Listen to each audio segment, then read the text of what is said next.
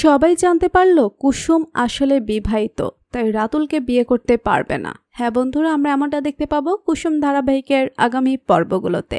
বিস্তারিত জানতে ভিডিওতে লাইক দিয়ে শেষ পর্যন্ত দেখতে থাকুন। কুসুম তো আয়ুষ্মানের ঘরে এসে দরজা ধাক্কাতে থাকে, কিন্তু আয়ুষ্মান তো ঘুমিয়েছিল। কুসুম ঘরের মধ্যে প্রবেশ করে এবং বলতে থাকে যে মনে মনে ছোট সাহেব কি করে পারলো নিজের মার থেকে আড়াল করতে। এই সত্যিটা আমি যে পারছি না, দেবীমা থেকে কথাটা আড়াল করে নিজেকে শান্ত রাখতে পারছি না।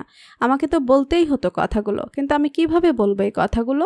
আর দেবীমা যখন অন্য কারোর মুখ থেকে শুনবে তাহলে তো খুব কষ্ট পাবে আমার ছোট সাহেবের বিয়ের ব্যাপারে।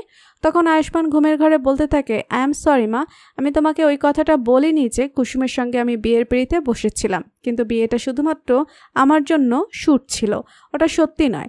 তখন কুসুম এদিকে চোখ মোটামুটি করে তাকিয়ে বলতে থাকে, না ছোট সাহেব, এই বিয়েটাই আমার কাছে সত্যি বলে কুসুম দৌড়ে পালিয়েছে এবং ঈশান সেটা দেখে আর পিছু। কুসুম এদিকে বাগানে এসে বসে কাঁদতে কাঁদতে বলতে থাকে যে দেবীমার থেকে আমি জীবনেও কোনো কথা লুকিয়ে রাখিনি, তার থেকে কিভাবে লুকিয়ে রাখবো কথাটা? আর যখন সে অন্য কারোর মুখ থেকে কথাটা শুনবে তাহলে তো সব থেকে খারাপ মনে করবে। আমাকে ছোট সাহেবকে যে করেই হোক কথাগুলো আমাকে বলতেই হবে, যে করেই হোক কালকে সকালেই আমি কথাগুলো সব বলে দেব। ঈশান পিছন থেকে সব কথা শুনে জাদুকর জাদুকর বলে কুসুমের কাছে চলে আসে এবং বলতে থাকে, এই কথাগুলো বলবে না তুমি কুসুম, প্লিজ। তুমি যদি এখন মাকে বলে দাও মা খুব কষ্ট পাবে। আমি বরং ভাইদাকে বলবো কালকে বলার কথা, এ বিষয়ে আমরা সামলে নিচ্ছি। তখন কুসুম সব কথা শুনে চুপচাপ চলে আসে। বাড়ি এসে ঘুমিয়ে ঘুমিয়ে ভাবতে থাকে সেই সব কথা, ছোট সাহেবের সঙ্গে তার বিয়ের কথা এবং আয়ুষ্মান যে বিয়েটা নিজের মন থেকে মানেনি, বিয়েটা শুধুমাত্র শ্যুট এবং অভিনয় ছিল।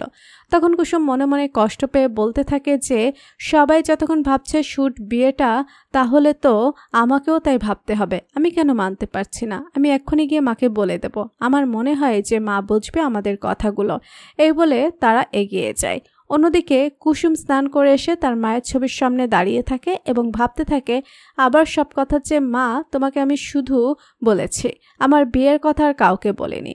আর তুমি বলতে স্নান করে এসে সিঁদুর পরতে, তাই আবার কুসুম সিঁদুর পরতে পরতে ভাবতে থাকে এবং সিঁদুরটা চিরুনি দিয়ে আশ্রয়ে লুকিয়ে রাখে যাতে করে কেউ না দেখতে পায়। এরপর দেখা যায় রাতুল কুসুমকে বলতে থাকে, বিয়ের সানাই তো বেজে গেছে। তখন এদিকে আয়ুষ্মান মনে মনে বলতে থাকে যে মুহূর্তে কুসুমের বিয়ে শেষ হয়ে যাবে সেই মুহূর্তে আমি মাকে সব সত্যি বলে দেব। দেখি কুসুম মনে মনে বলতে থাকে যে আমি বিবাহিত, তাই রাতুল সাহেবের সঙ্গে কোনো বিয়ে হবে না, আর কোনো নতুন সম্পর্ক শুরু হবে না। পরবর্তী আপডেট সবার আগে পেতে সাবস্ক্রাইব করুন আমাদের চ্যানেলটি। ধন্যবাদ।